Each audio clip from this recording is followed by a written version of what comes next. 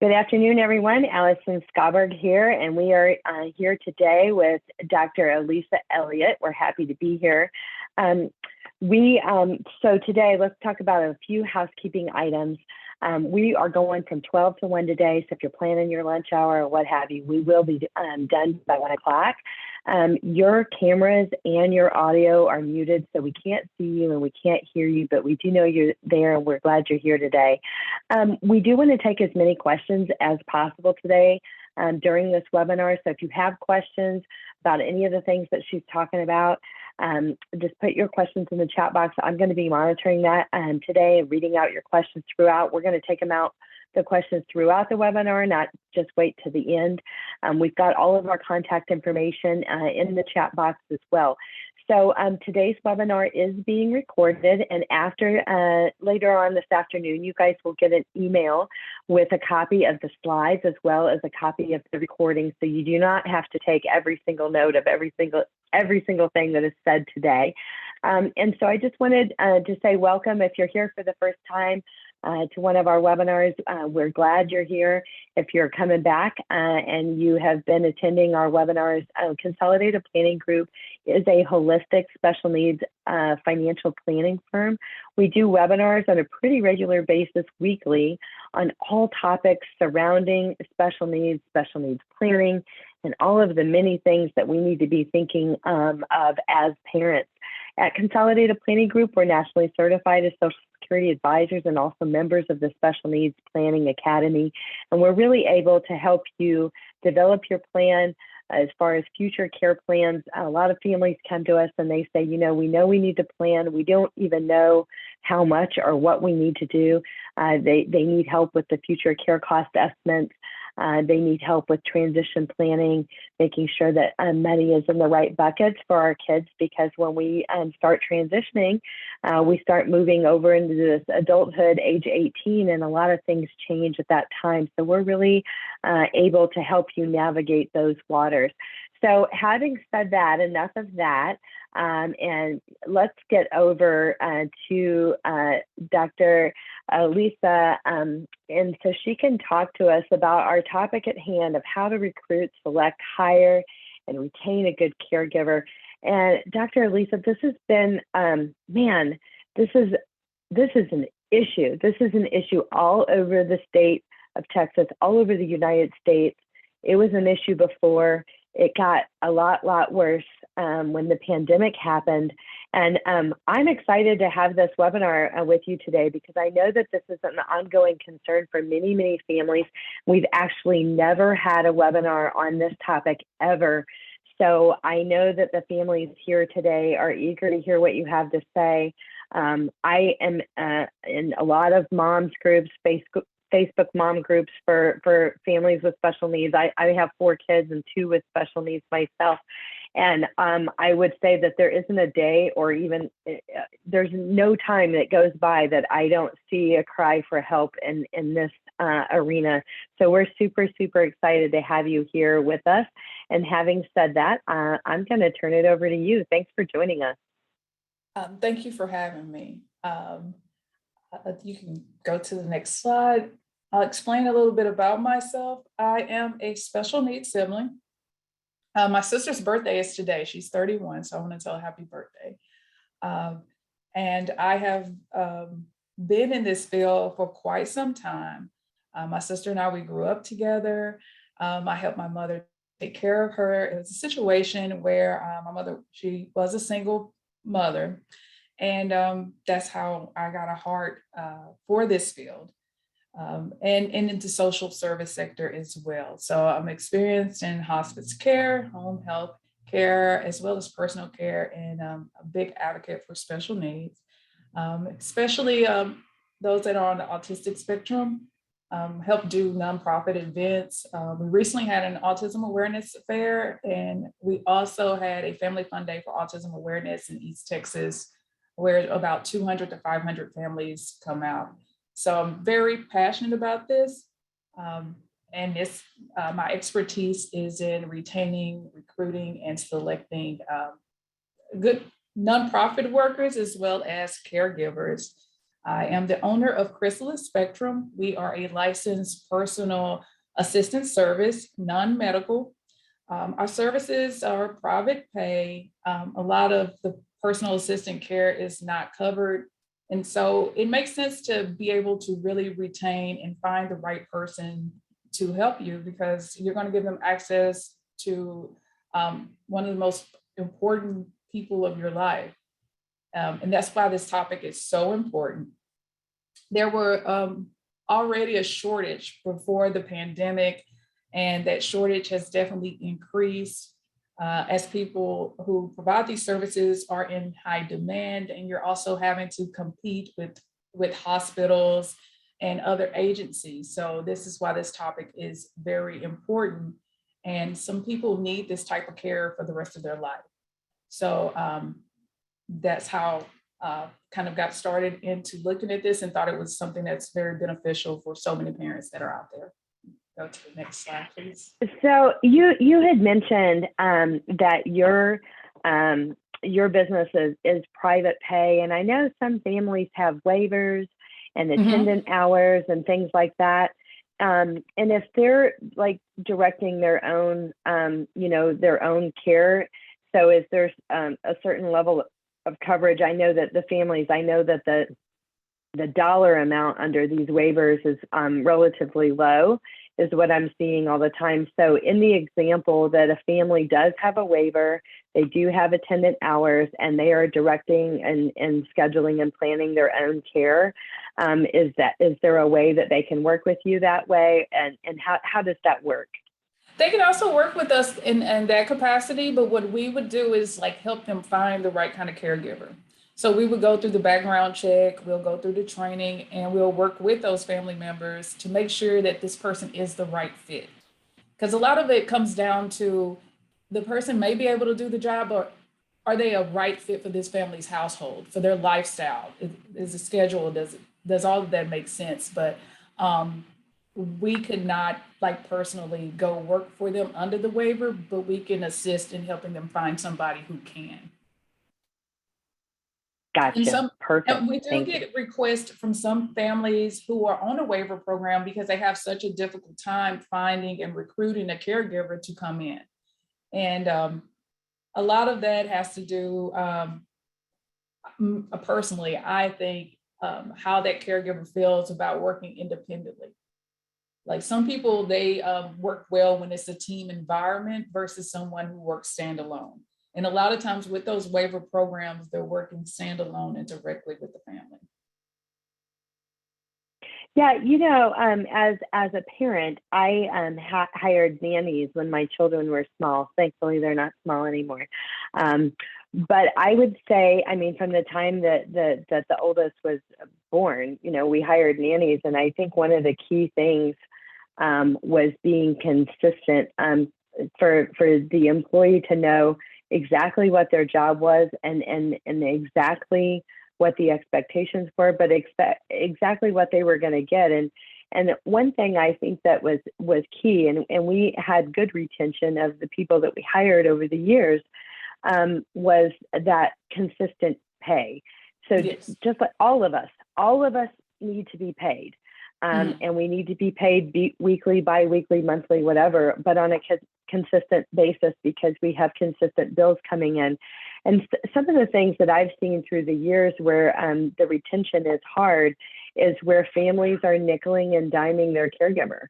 And, I get off early, I send you home early, I don't pay you, you're not getting 40 hours a week and things like that. How do you address that? Because I would say that was key into retention of the people that we hired over the years.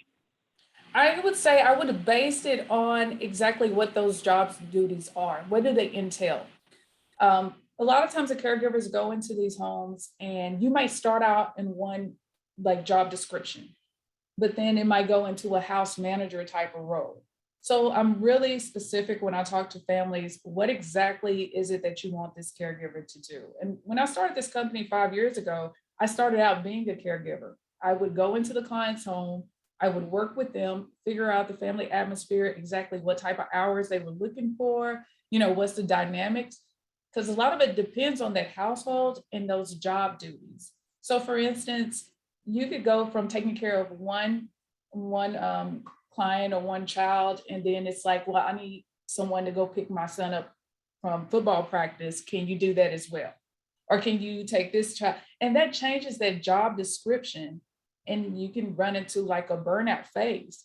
But you just have to be like really specific and be considerate of that caregiver's time and what you're asking them to do. Because it's a difference from me taking care of a 10-year-old who was autistic and nonverbal, and that's how I started my job out. And that was my only concern, to now having to fix breakfast for 3 kids and having to take the dog for a walk or having to do everybody's laundry.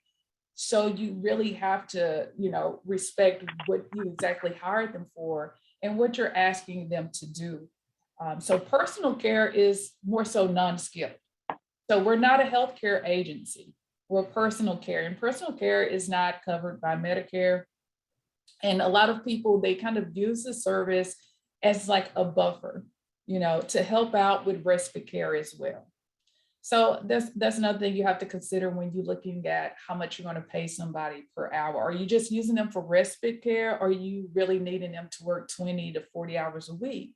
And can you afford to keep that person for 20 to 40 hours a week? So when we go into like the pay rate for each profession and the care level needs, that's all dependent. It's the purpose of having non-skilled. It says non-skilled, but it does require a certain amount of skill. It also based on that pay rate. And that's what you have to pay close attention to, because it's a difference between a sitter, someone who's visually watching your child to make sure that they're okay, versus a personal assistant. And then you get into direct care. That's why it's very important to understand what exactly it is that you need help with. Because I get some clients, and we work with all ages. Our youngest, he's 10, and we're all the way up to 101.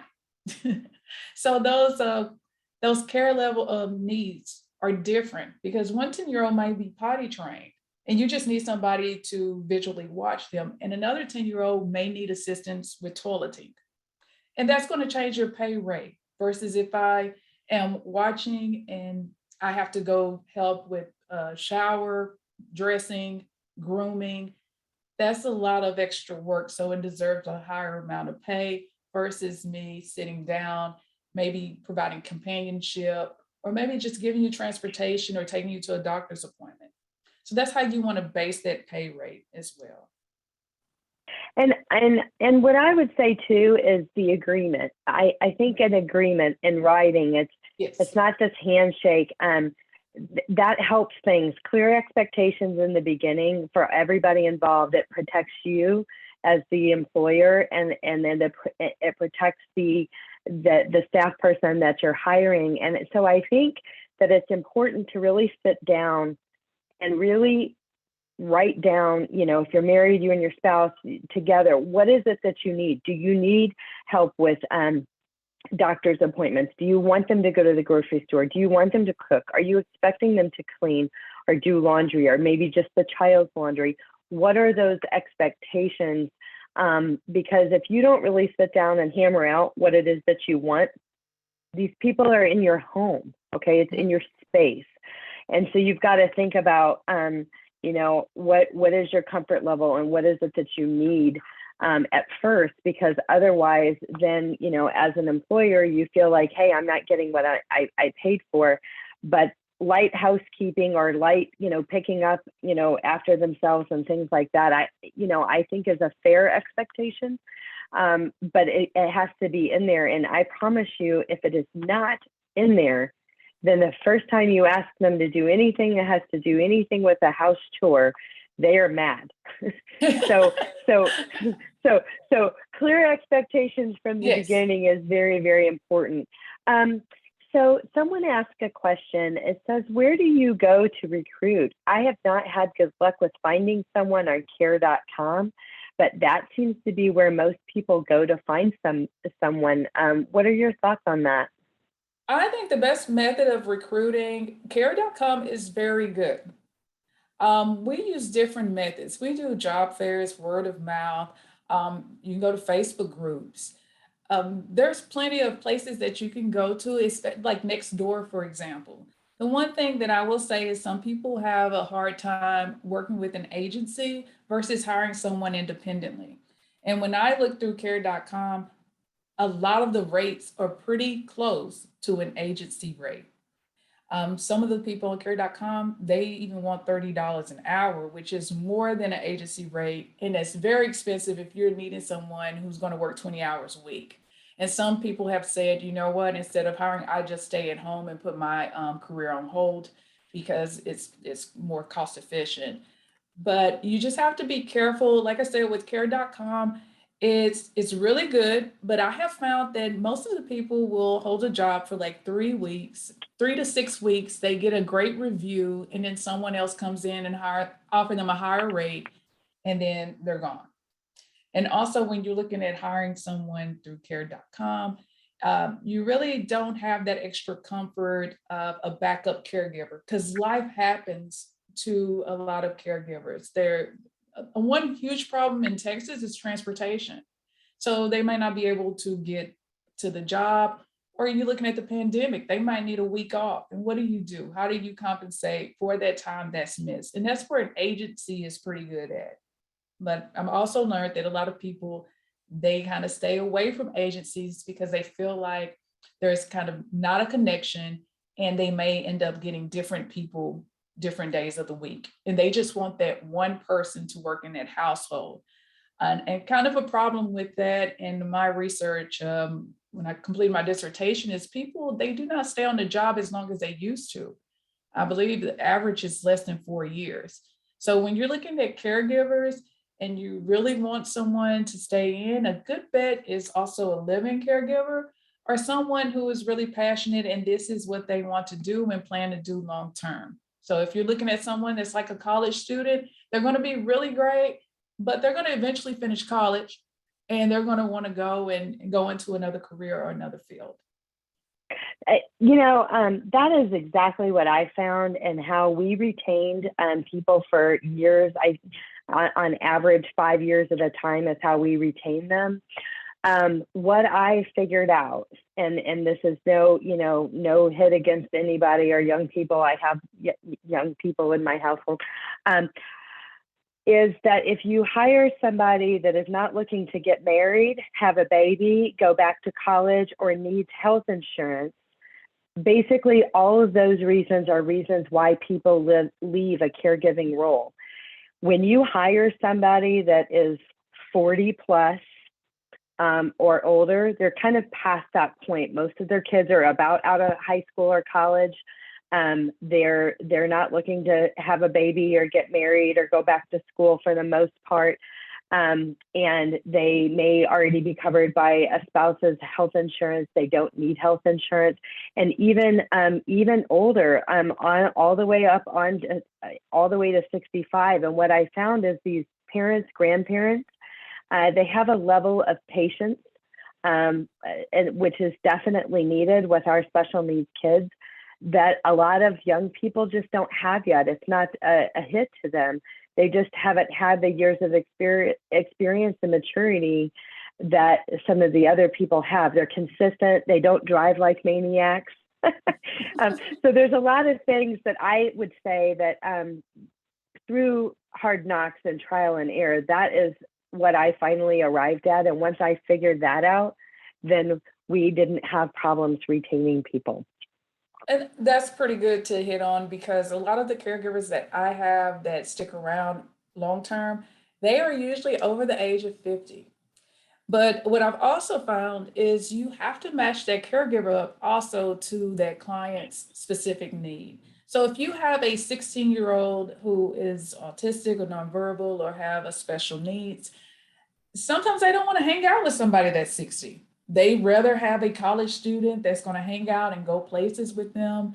And I mean, it's really about finding that right fit, that right connection, and finding out what people plan to do, like in the future, but also being prepared to have a backup person. One of the methods that we use is you need to have at least 3 people. You're going to have a primary person, and then you're going to have a backup person, and then you got to have a backup person for that backup person, just in case it doesn't work out the way that you need it to. So just to go over this slide right quick, when we talk about non-skilled versus skilled, you also have to look at what is your child's specific need. If you need someone in there to make sure that they're going to give them medication, um, also to do exercises, things like that, you might need someone that's more skilled and you're going to end up having to pay them more money. So with our license, we're not allowed to give medication. Like we can't touch it and give it to them. But if you have it in a pill container or pill box, we can do that. And that's because we're non-skilled and you don't want someone that's non-skilled to give the wrong medication at the wrong time. And so again, that goes with how much you're going to pay that person. Also, you have to look at if your child needs assistance, like physically, you're probably going to want someone who's more capable of handling the physical demands of them. One of the biggest problems that a lot of caregivers have is back problems. And when you're looking at hiring someone that is up in age, that can also become an issue because a lot of parents, they're able to help their child as much as they can, but we do age. And then we have to be careful about how we specifically move that person. You also have to look at, do you need a Hoyer lift, or do you have a Hoyer lift? Do they know how to use a sliding board? All those things come into play when you are hiring that caregiver. And then you also have to realize that some of the people who may be licensed, they may be a CNA, a lot of them go into the caregiver field because they want to get out of that rehabilitation type of setting where it's so much physical demand. Another thing you need to look at, and this is it's probably outside of non-skilled versus skilled, is I have some people, they're gender specific. They want, for instance, I work with a guy who is disabled from the neck down, and he doesn't want a male caregiver. He prefers to have a woman caregiver. And some people, they don't care. So all that stuff goes into play, when you're looking at hiring the perfect person for your household.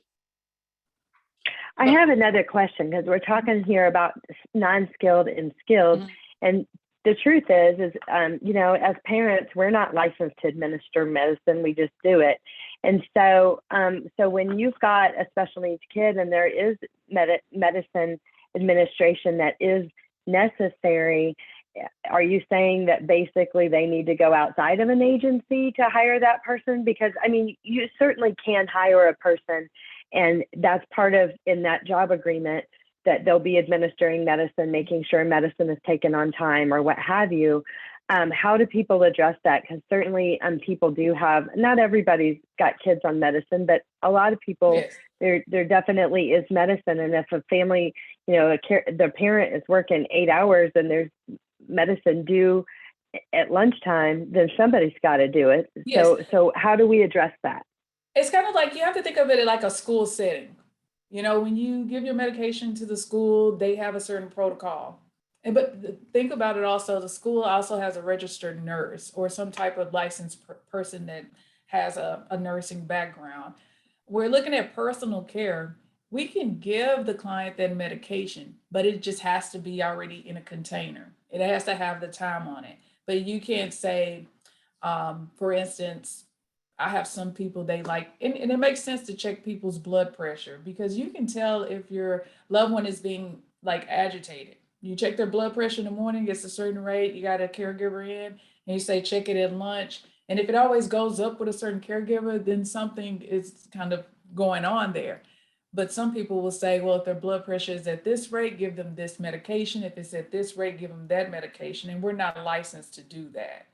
So it's basically, as long as you have that, as long as you have your medication in a pill container that's AM, PM, then you can give it, but we just can't go inside of a pill bottle and give it out because we're not licensed to do that. And, if you hire somebody independently, they can do that.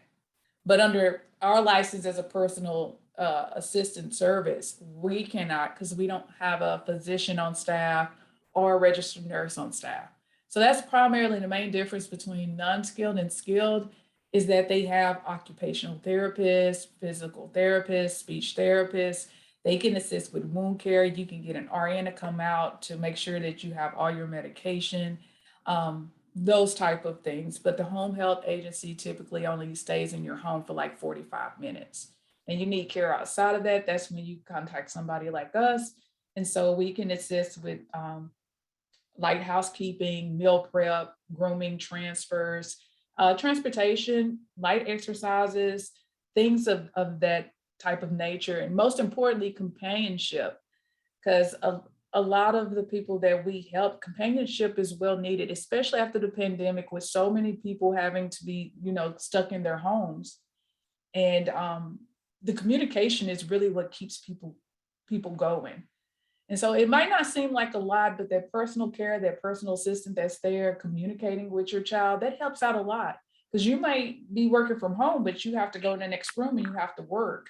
And you need someone to continually communicate, maybe read a book or play music or go outside and do those type of activities. And a home health care is not going to provide that.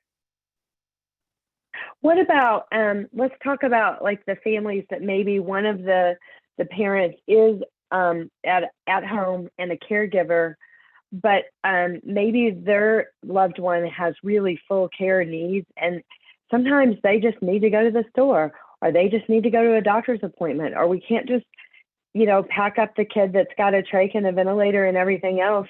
So how do you address those families? So if you've got a family that has a full care loved one and they need care, or you've got a family that has a full care loved one and like one of the family members stays home, but from time to time obviously needs to leave the house and not take their child. How do you address that? Give us some recommendations there.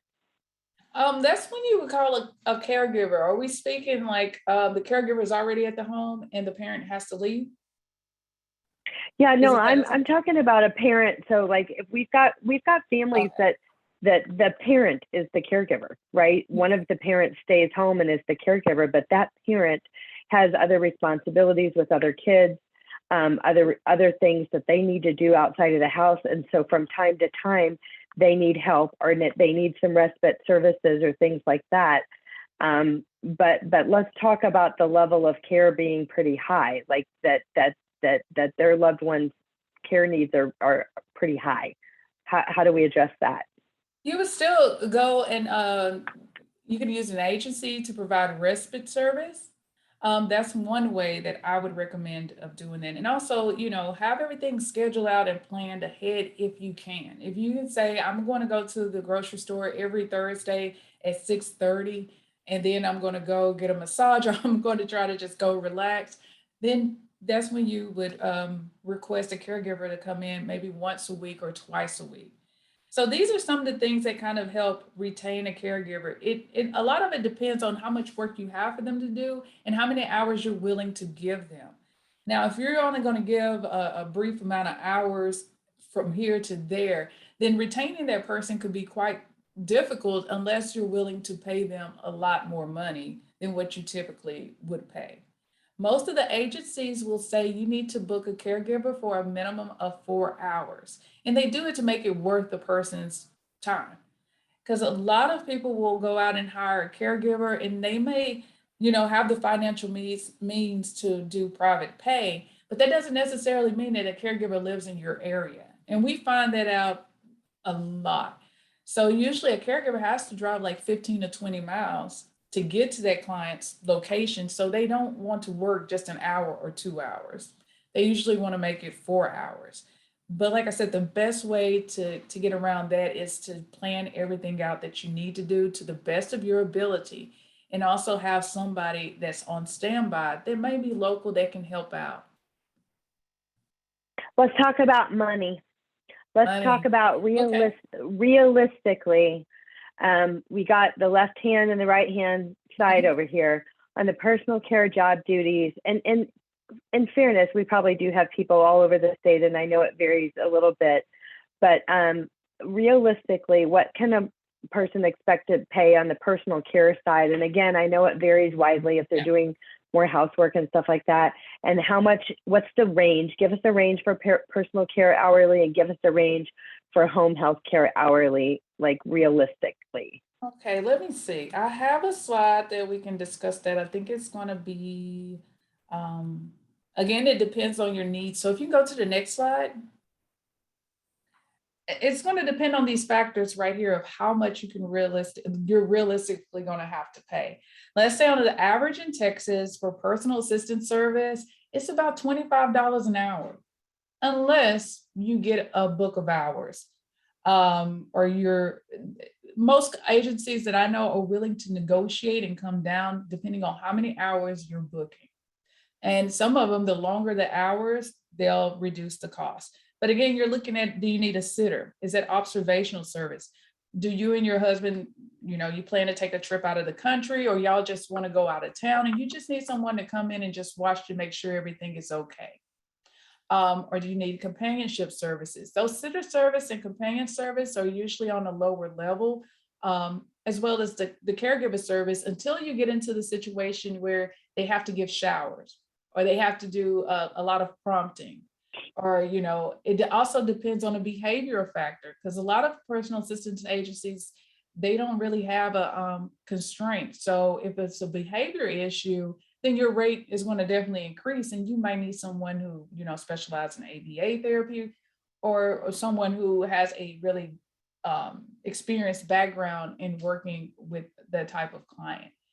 It basically all depends. Like I said, if you're looking at care.com, some of those people, they want $30 an hour, and they may have like 5-star ratings across the board. It's just, what is your budget? What are you trying to spend? And what best meets your family needs? So if you go to how do you address, I want you to address a little bit further. I want you to talk about those families that might have kids that have oppositional defiance. Maybe they're angry or aggressive, because we definitely do have families that are dealing with that. And it was kind of on steroids through the pandemic. And so we do have families that really struggle to hire and keep someone in that regard. And what do you do? I mean, obviously these families, everybody's got to work.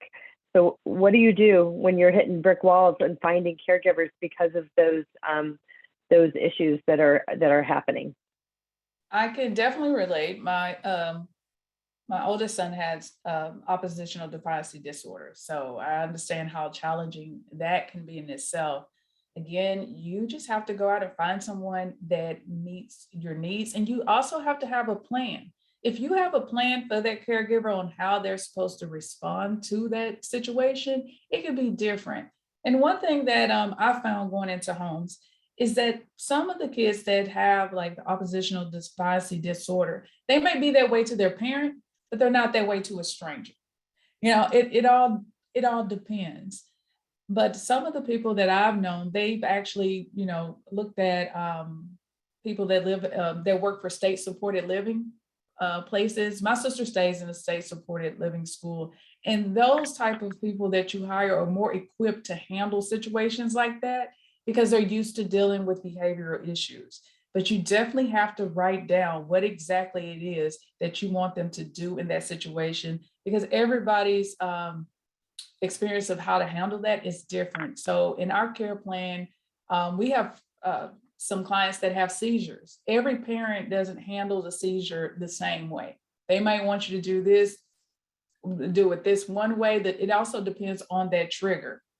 So if you're a parent and you're dealing with a child that has a behavior issue, I would definitely tell you to look for somebody who has experience working in a state-supported school or a state-supported living environment, because they're used to dealing with behavioral issues and they know the proper way to constrain. You don't want to put a caregiver into a home where they're not equipped and they're not used to it. Because I've seen those type of situations kind of like happen before, and the caregiver will completely run out. The parent is embarrassed, and it's a tough situation because you still want to keep your loved one at home, but you do need, those resources in that support group and help. Are you aware of any websites that you could share with the parents, or that as far as caregiver training or caregiver support, or any like little online courses or certifications that they could ask their caregiver to complete? If we've got Mhm. loved ones that have, aggression issues. Because like, if you haven't had the training, how do you know that? Like how do you know, and where do they get the training? So if you grow your own caregiver and you've got, someone that's great, but maybe they don't have that background, but you want to provide that guidance, where do they go to get that? Some of the training can be found on the Texas Health and Human Resources site. You can look up CEU creds, also the Family Protective Services. They offer some of that as well. I definitely, like I said, I would be very careful on who I hire if there is a behavioral issue. And I would definitely, because you're going to have to pay them more money because there's risk in it. And usually with the behavior issues, I prefer to hire male caregivers. But I have found that some parents, like I said, they're very gender specific of who they want in their home. But usually, and also I would look for caregivers who have experience. They may have for instance, I've worked in homes where the child had a behavior issue, but they didn't do anything towards me. But when I brought another caregiver in, they were a bit aggressive towards them. I just feel like the kids can, kind of sense and feel who they can get away with. And also, if you have that real world or life experience, you're able to know what kind of triggers them into acting that way. But the best person who's going to know that is the parent. And that's why they should always have some type of plan of what they need to do and what that caregiver needs to do in case that situation occurs. Because you don't want to leave them with your child and they have no plan or they don't have the experience. You also have to realize that each caregiver's background experience is different. You may have a caregiver that is okay working with children. You may have a caregiver that's okay working with seniors. They're not all okay working with the same type of client. So you definitely have to ask them, do you have experience working with a child with this specific need? Are you okay with seizures? Are you okay in certain situations? And also ask them about their experience and follow up with their background check. If they know what they're talking about, you're as a parent, you're going to be able to sense it. But going to the job titles of Now, I actually have a question here. So, hiring an agency, you own an agency, and hiring an agency, in my mind, if I'm hiring an agency, I'm hiring you to do those things. I'm hiring you yes, to do the background check. I'm hiring you to vet these people. I'm trusting you that when you send somebody that you think it's going to be a good fit for my household and my loved one, and I'm hiring you because we know that there's a lot of turnover in caregivers, and I'm hiring you so when little Mary doesn't show up, that you're going to send somebody else. Are you fully staffed? Are you up to speed with the caregivers that are needed out there to keep somebody fully staffed? Because that's what I'm seeing on all these yes. Facebook groups, is that we can't even staff half of our hours. These people that are getting waivers, that they're connected with an agency, and the agency basically makes no excuses for having no caregivers. How do you address that? Why should they why should somebody partner with an agency, or how do they choose an agency wisely? Well, basically, right now we're in the era of the Great Resignation. This is a high demand job. So even when you're looking at these agencies, they're also having, I mean, we're also having to compete with hospitals that offer sign-on bonuses. And because the job is in such high demand, you really have no control over the rate of turnover. And I get this a lot from clients. A lot of them spread the risk. So they might hire our agency to cover so many hours, and then they hire another agency to cover the remainder of the hours. And they will say to us, hey, can you two work together and backfill when this occurs? The one thing about personal care, though, is that it's not necessarily mandatory because again it's non-skilled. When you're looking at home health care, things like that, that's something that is more so mandatory that you have to get there and you have to be there. But right now it is a hectic field, so you can also spread the risk. Go to an agency, select two agencies, and you might just need to hire somebody as a backup. That's why I said the main thing is you're always going to need three people. That's a primary caregiver, that's a backup caregiver, and that's a backup for your backup. Because before you could, I mean, before a pandemic happened, you could pay people 10.50 an hour. But afterwards, more people are like, I want $15 an hour. So if the agency has to pay that $15 an hour, that means that your rate is going to increase too. And even if you do hire someone, like I said, on care, because a lot of people are going to care, you might get the best of the caregivers and you might pay them $30 an hour. But if someone else comes around and they're like in your home and it determines that it's not a good fit, then they're going to go somewhere else. And at the end of the day, even though you're looking at the agency to provide everything, it's still dependent on how that family feels about that caregiver and how that caregiver feels about that family. Because we can't force them to be in your home, even though they're a great caregiver. Some of them will be like, the energy is not there. So that's why it's important that even though we vet them, they have to come out and meet the client, they have to meet the family, and they have to determine if that's where they want to be, as well as if the family wants them to be there. Because some of the things that are really different that I try to tell my caregivers to also, pick up on, and the family, because it could be cultural differences.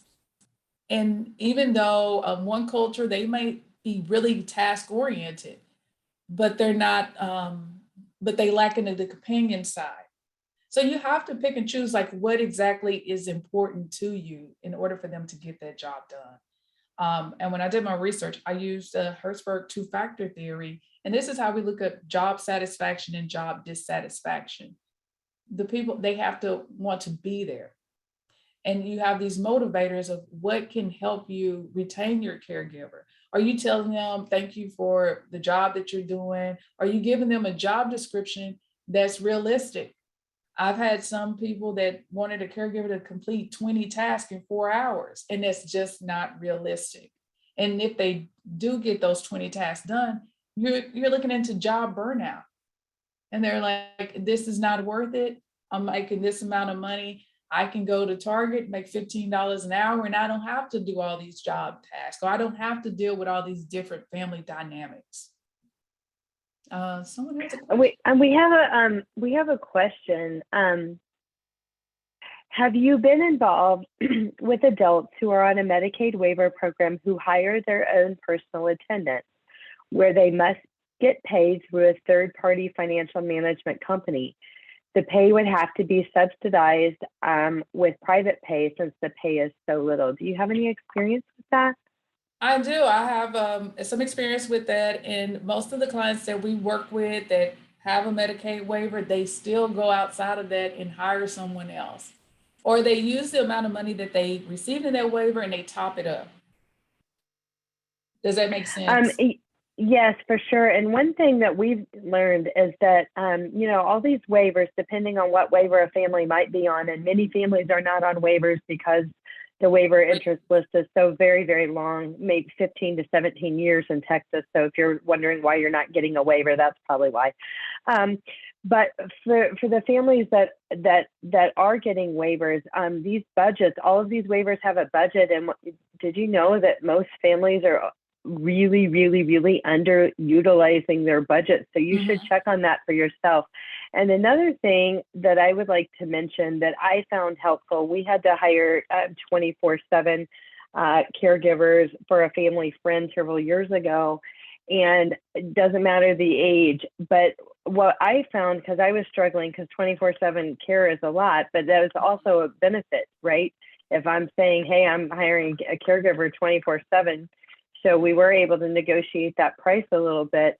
And I did have an agency, and the agency was pretty good. But what I did is I called around to hospice agencies, not that this person was hospice, and I said, hey, listen, I know you guys know people, because remember, hospice is only a few hours a day. So a person that really truly needs care. So every family that hospice is working with, needs more hours, right, than what hospice provides. And what I found is calling around to the various hospice agencies and talking to them, I got really solid, wonderful referrals for people that could give medicine for, oh man, I was able to not have, blocks and staffing, because I had, and I rotated around three to four people is what I rotated around.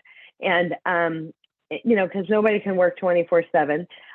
But I kept consistent with those 3 or 4 people. The fourth was a backup. It was mainly 3 people, but calling around to those hospice agencies, asking for referrals, asking to connect me with other people, that really helped me find some solid backup plans. So think about doing that. I know it's outside of the box because your family member isn't hospice, right?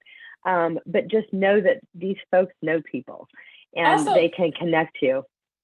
I also want to add to that, there are some good volunteer organizations that are out there that will also help out with volunteering. I mean, we work with hospice families too. And, hospice, you never know what is going to happen. Sometimes it takes 7 days to 14 days, and families need a break to leave the house, and the hospice will come and contact the personal assistance service to come in so those families can get a break as well. But you can also reach out to church organizations, nonprofit organizations, also some colleges where they offer like college credits for going in and to helping out. So those are some avenues you can take as well when you're looking at, trying to lower your costs to get it to exactly fit in your budget to make sure that everything is taken care of. And I've definitely seen some parent night out programs that you mentioned, the nonprofits. I know that the ARC of Fort Bend has that. I know an organization also in Fort Bend called Hope for Three. They have a parents' night out for kids, that are on the autism spectrum. So there are a lot of organizations, nonprofits, 501c3s that do have programs, and many, I think we actually even have a list for this.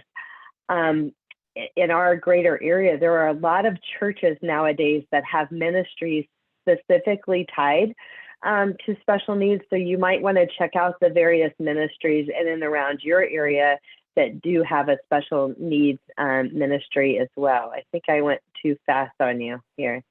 There you go. The next one is meeting your caregiver needs. One more. The next, probably after. There we go. Sorry about that. That's fine. And we're getting back to this. This is very important for your caregiver needs is, again, make sure you have an accurate job title and a workable job description. I will tell you, a lot of the caregivers that I found, it's interesting because a lot of families have dogs, and you would be surprised how many, that sometimes is a make or break for caregivers.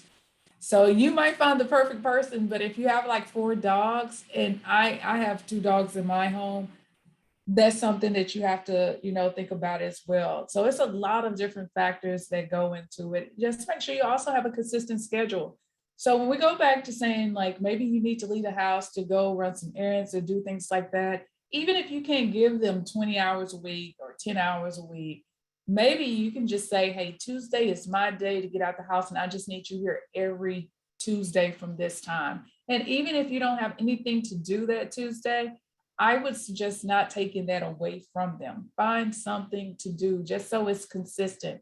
Because once you start changing the schedule up a lot of people, they do end up quitting because they're looking for that livable wage, and they're also looking for a consistent schedule because they're also having to work around their own life. And that's when we go into encouraging a good work-life balance. Also, knowing those boundaries. Some people, they get really attached to a specific caregiver, and you can get in the mode where that caregiver can take advantage.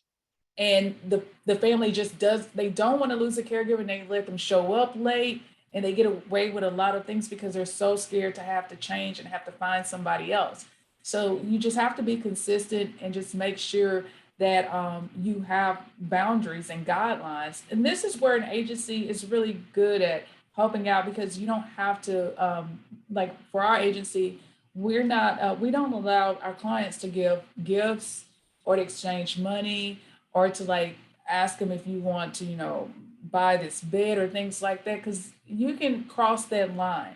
And once you start crossing that line, little things start to kind of come out and add up, and you just don't want to be taken advantage of or get to the point where they're discussing their finances with you, and now you feel like, oh, I got to let them borrow some money, or they want to borrow my car. And you'll be surprised, a lot of people have lost a lot of money by trusting someone to come in. And if you have an agency there, they can block that vulnerability where you feel like this is the only person that can work for you. And that's another thing I tell clients too.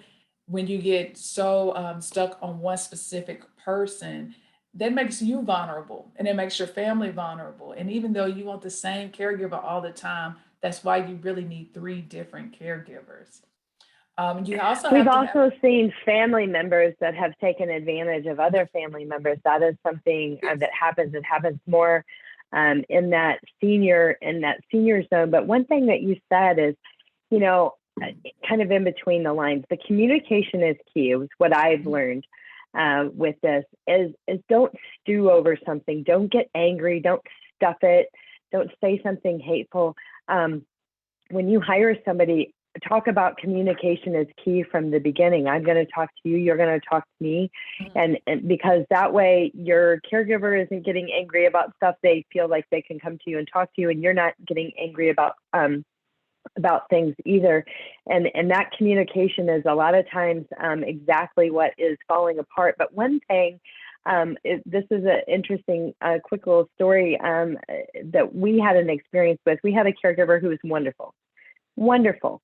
The kids loved her. She was just great on every level. And then I noticed that she started missing like every Monday. And I was annoyed, like mad. I mean, after it's happened like 3 weeks in a row. But instead of firing her, I got on her level to figure out what is going on. And you know what the reality of the situation was? Is she had bills that she needed to pay. She paid them in person. She didn't do online banking. She did money orders. She didn't do checks. It was her thing. Do you know what I'm saying? And Yes. And so what I said to her, well, that doesn't work for me because I got to work, and every Monday you leave me in a bind, right? So I get that, and I get that you have to do your life. So how about we do this?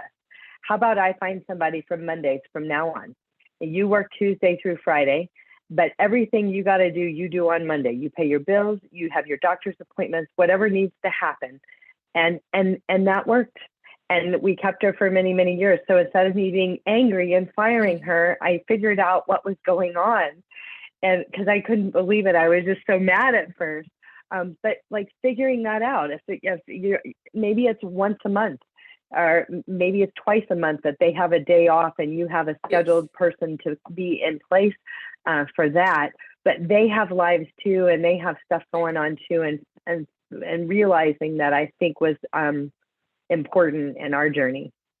And it is to look at and see what pattern is happening. And usually you can pick up on a pattern. Like if a caregiver is sick every Friday, eventually you're going to be like, do you just want Fridays off? So you just got to pick up on that. And again, effective communication. And I also tell my families, please, it's kind of hard for some families, but just don't involve the caregiver like in your personal business or make them choose sides. So I have been, well, I've had some clients where it's a husband and wife, and they kind of put that caregiver in an awkward position where they might not be getting along, and they overshare.